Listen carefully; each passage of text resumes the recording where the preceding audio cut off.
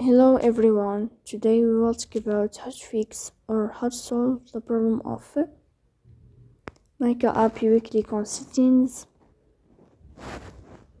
In this page,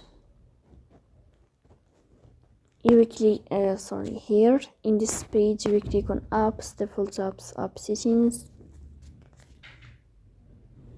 In this list you will search about the application of Nykaa and you will enter here in this window. Here in this page of app info, you will click on first stop and you will click OK. Here you will go to storage, then you will click on clear cache,